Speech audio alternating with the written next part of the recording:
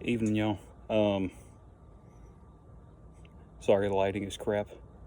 Um, just finished with a run, doing this on a back porch with a flashlight, no glasses. So, yay for that. Proverbs 29. Whoever remains stiff-necked after many rebukes will suddenly be destroyed without remedy. When the righteous thrive, the people rejoice. When the wicked rule, the people groan. A man who loves wisdom brings joy to his father, but a companion of prostitutes squanders his wealth. By justice, a king gives a country stability, but those who are greedy for bribes tear it down. Those who flatter their neighbors are spreading nets for their feet. Evildoers are snared by their own sin, but the righteous shout for joy and are glad. The righteous care about justice for the poor, but the wicked have no such concern. Mockers stir up a city, but the wise turn away anger. If a wise person goes to court with a fool, the fool rages and scoffs, and there is no peace. The bloodthirsty hate a person of integrity and seek to kill the upright. Fools give vent to their rage, but the wise bring calm in the end.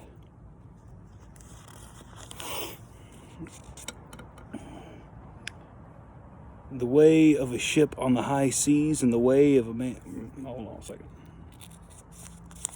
The page is stuck together. Continuation of 20. There we go. If a ruler listens to lies, all his officials become wicked. The poor and the oppressor have this in common. The Lord gives sight to the eyes of both. If a king judges the poor with fairness, his throne will be established forever. A rod and a reprimand impart wisdom, but a child left undisciplined disgraces its mother. When the wicked thrive, so does sin, but the righteous will see their downfall. Discipline your children, and they will give you peace. They will bring you the delights you desire. Where there is no revelation, people cast off restraint, but blessed is the one who heeds wisdom's instruction. Servants cannot be corrected by mere words, though they understand they will not respond. Do you see someone who speaks in haste? There is more hope for a fool than for them. A servant pampered from youth will turn out to be insolent. An angry person stirs up conflict, and a hot-tempered person commits many sins. Pride brings a person low, but the lowly in spirit gain honor. The accomplices of thieves are their own enemies. They are put under oath and dare not testify. Fear of man will prove to be a snare, but whoever trusts in the Lord will be kept safe. Many seek an audience with a ruler, but it is from the Lord that one gets justice. The righteous detest the dishonest, the wicked detest the upright.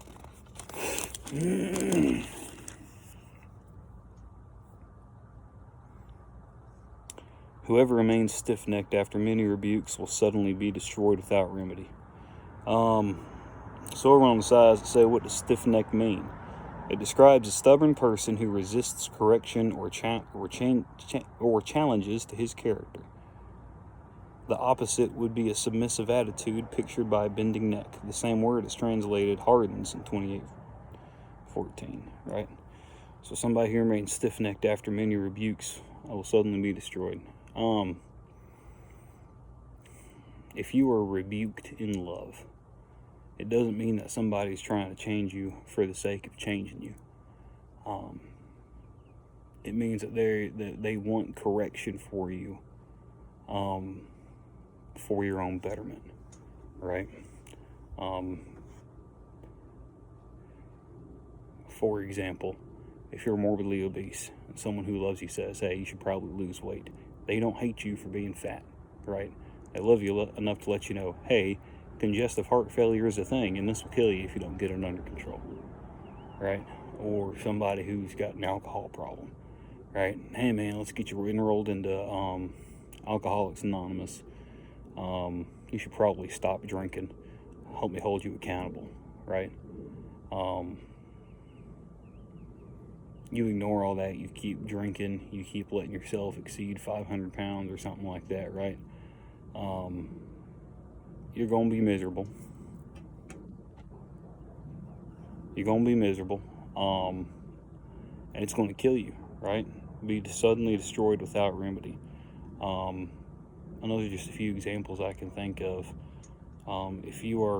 If you don't change your way after many rebukes, and they're the right kind of rebukes, and it's people that are loving you, right, that are wanting you to change your ways for your betterment, not because they think it's what's better for you, but because it's what the book says you need to be doing. Don't be surprised when you lose it all, up to and including your life, depending on what it's for, right? You need to be humble enough to be able to accept change whenever it comes, and accept challenges to what you believe. Let's see. A man who loves wisdom brings joy to his father, but a companion of prostitutes squanders his wealth. Right? That's the way I kind of get that one right. If you look at it, it doesn't have the capital Father in there, right? Or Lord or anything like that during that verse, but the way I kind of see it is not only whenever you're wise, you bring joy to your earthly father, right? Because living in wisdom brings about a multitude of blessings. And I heard it said your dad is the only man, if you're a guy, right? Your dad is the only man who ever wants to see you doing better than he ever has, right? And I believe that there's some truth in that. And so your dad, it will bring him an undescribable joy to be able to see a son grow up and be a man, right? A biblical, strong man. Physically able to take care of things.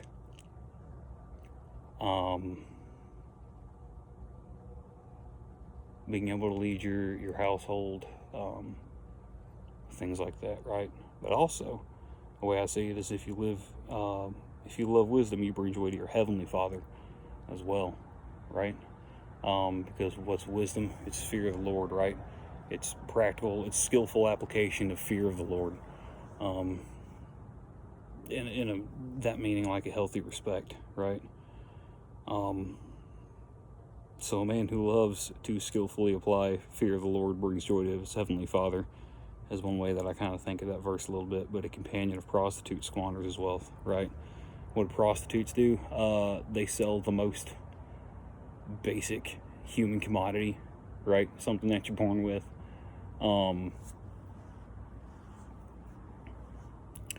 And then they use that to sell pleasure for a short amount of time for a high price, right? Not only monetarily, but also like physically, like even when you think about like STDs and stuff like that, right? That stuff can come at a cost. So if a companion of somebody who sells temporary joy at an extremely high price squanders his wealth, right? And not only monetary wealth, but you'd be squandering the kind of wealth that matters, right? You'd be squandering the trust that people have in you. You'd be throwing away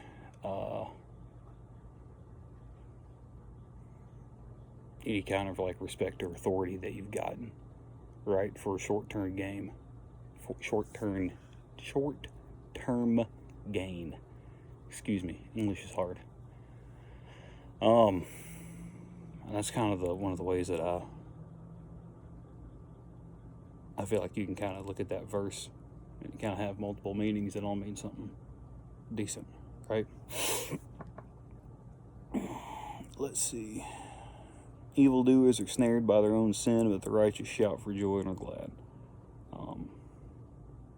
People who do evil never get a happy ending, right? It's usually somebody who's close to them that ends up betraying them or killing them, and they get caught up in some kind of shootout, drug deal gone wrong, whatever, right? They think that by doing evil they'll gain fame or wealth or something like that for the rest of the time they're alive, and they might for a long time, but they don't ever get away with it, right?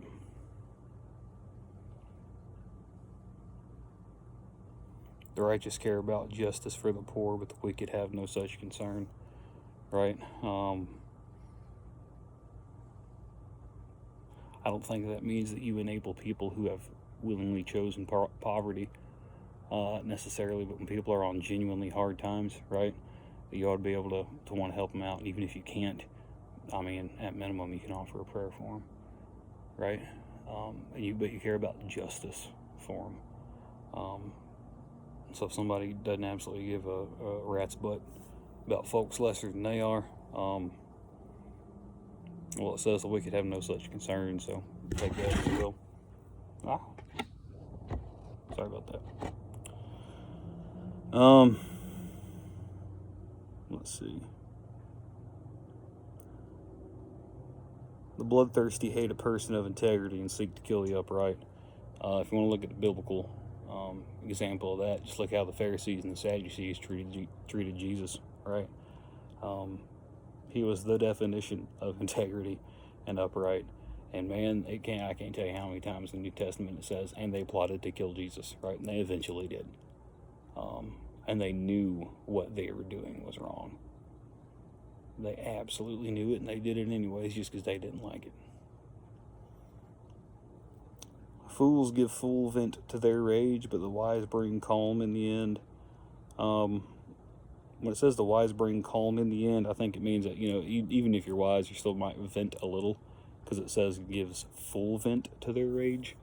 That being said, as somebody who has struggled with anger issues, right, I've been that fool before, and I'll probably be that fool again. Just hopefully those instances are less and less, and less intense whenever it happens, right?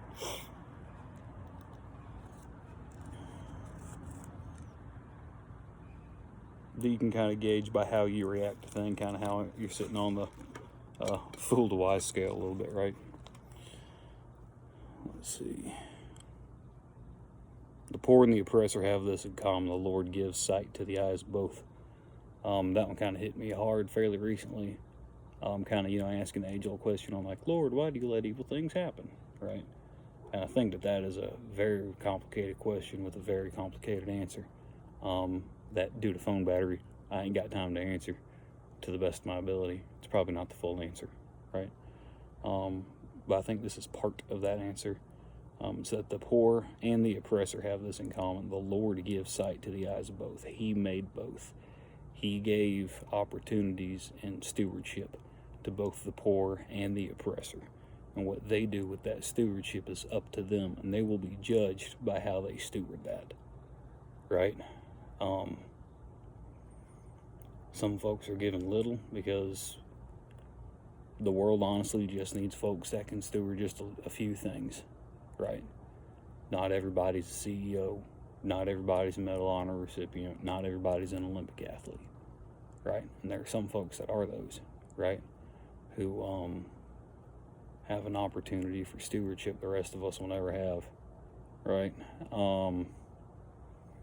Just because I watched watching the Sean Ryan interview with him just comes to mind, right? Like Tim Tebow, right? Professional athlete who was given stewardship of a platform, and he's done a lot of good with it. Just being honest, right? Whether you like his football career or not, you can't deny he's done everything he knows how to do as best he knows how to do it for the advancement of the kingdom. Respect to him for that, right?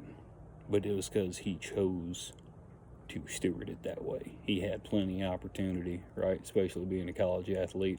I'm sure girls wanted to throw themselves at him pretty often, and he could have chosen to do that anytime he wanted to, right? But for both the oppressor and the poor, you have the opportunity for stewardship, and the Lord gave you sight. Gave both of them sight. What they do, they're going to be judged for it, right?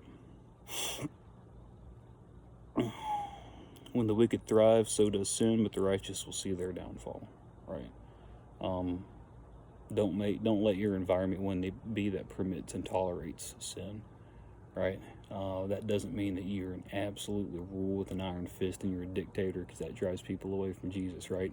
Grace and mercy are a huge part of the gospel.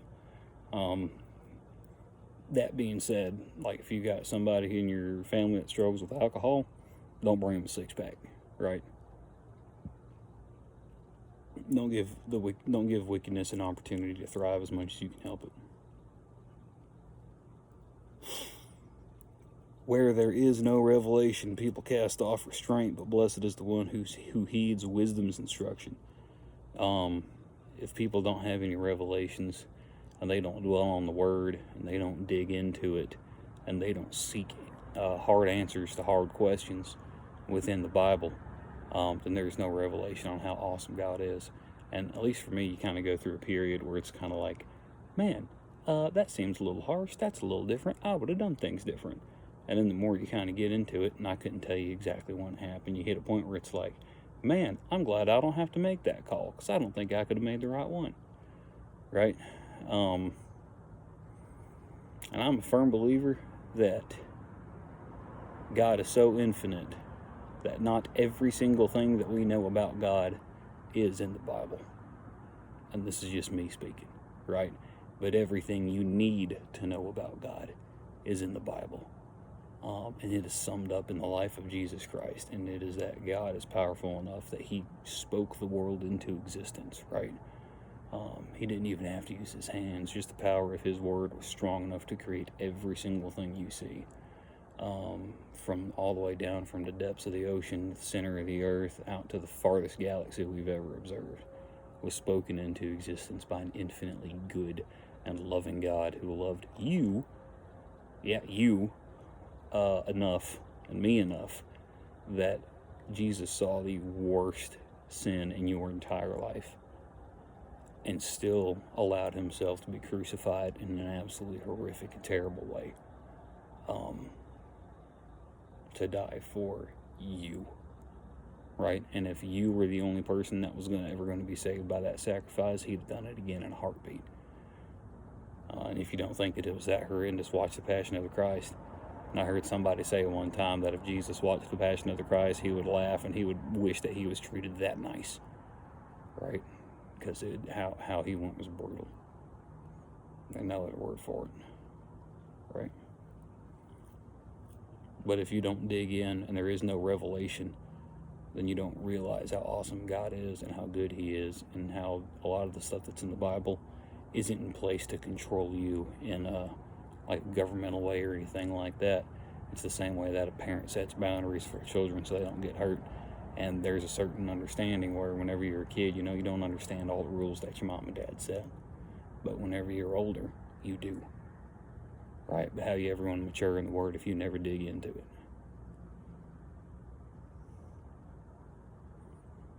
Let's see. Servants cannot be corrected by mere words. Although they understand, they will not respond. See this at work all the time. Somebody does something at work that's wrong, you get a slap on the wrist, right? Hey, you shouldn't do that. Okay. And then they go back and do it anyways because, maybe they're not scared of write-ups.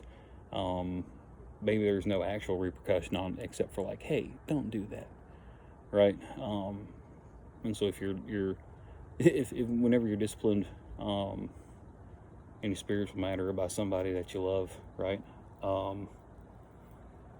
Realize it'll be uncomfortable at the time, most of the time, because just words don't work, right? That doesn't mean that you go and you beat the ever-living mess out of people, or you just absolutely drop the hammer on them every time, because again, mercy and grace, right? There comes a point where actions speak louder than words, right? Let's see.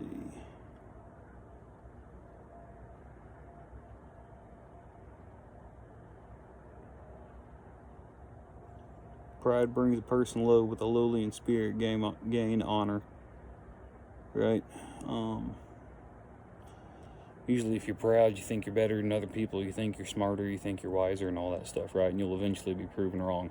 I've had that happen to me, where I thought that I was the subject matter expert on something, and I argued with somebody online, and I kept telling them to reference the committee of TCCC on a certain kind of tourniquet, right? Thinking that, oh, this tourniquet is terrible, it's horrendous, you shouldn't get it, it's absolute garbage. And turned out the guy I was arguing with online was literally one of the authors of TCCC, and he sent me a screenshot of his name at the back of the book. And it was like, oh, wow, yeah, there's a slice of humble pie for you. And boy, did that bring my pride low, right? So stay humble and stay willing to learn, right, from the right people. It says, but the lowly in spirit gain honor. I think on that one, it's whenever you're lowly in spirit, it means that you are so incredibly dependent on Christ that you cannot get through a single day without Him in every facet of your life. And whenever you do that, that brings honor, right?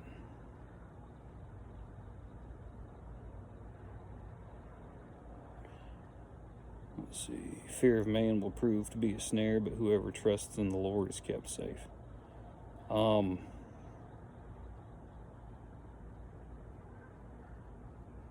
There's another verse in the Bible. What can man do to you, right? Doesn't matter if he can kill the body, but it says be scared. Basically, be scared of the one who can kill your spirit, right? Which is God.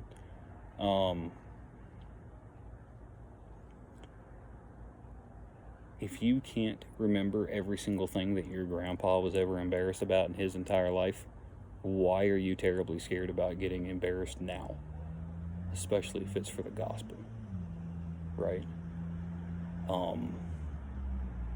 Because who cares? Dude, nobody's going to remember that. At your funeral, there might be one or two embarrassing stories, right? People to get a kick out of it and remember you and stuff like that, right? But I'm hoping at my funeral, people will talk about a love for Christ. I'm hoping so, right? I know there'll probably be some embarrassing stories, and that's fine. But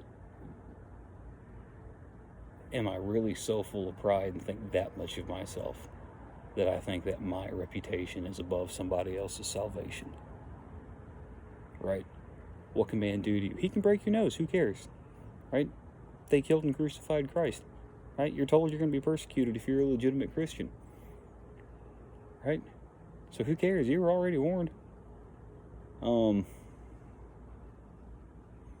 I think it's embarrassing. Well, I'm pretty sure Jesus was embarrassed whenever he was beat to death and stripped naked and had half his face torn off with a cat of nine tails and everything like that, right?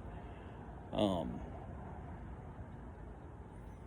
pretty sure that David was embarrassed whenever he got called out by the prophet Nathan. Oh, congratulations, you slept with a woman that wasn't your wife, and then you had her husband killed, right? And then whenever I present the story to you in a different way, you say that guy should be killed. Turns out it was you. Yeah, I'm pretty sure David was embarrassed on that one too. Who cares? Right? Who cares how embarrassing it is if it is for the advancement of the kingdom? Right? Why should my pride get in the way of anybody else's salvation? Not that I'm leading anybody to salvation, right? That's something that the Spirit does. That conviction comes through the Holy Spirit, and salvation comes through belief and faith in Jesus Christ. But if I'm not willing to tell them about it, because I'm scared of what they might think, knuckle up. Right. The righteous detest the dishonest, and the wicked detest the upright. There's going to be some folks that disagree with. There's going to be some folks that disagree with you just based on fundamental how you think of Jesus and how they think of him too. And that's fine. If they want to live in their sin, ain't nothing you can do about it, because you can't convict anybody. You can't save anybody. You're not even responsible for your salvation, because if you could save yourself, you wouldn't need Jesus, right?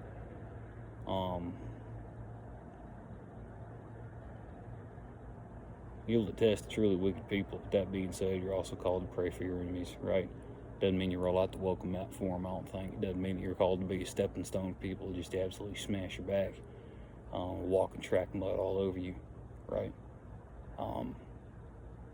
I think people who are lost and confused, you're called to be a little bit of a welcome mat to show them the way, right? And be a stepping stone for them to get to get to Jesus. But if somebody's just straight up wicked, fight back, man. Spiritually, throw hands. If it comes down to physically doing it for the preservation of life for those you love and those around you, throw hands. Right? The Lord tells you to hate what he hates and love what he loves. So, anyways, have a good evening.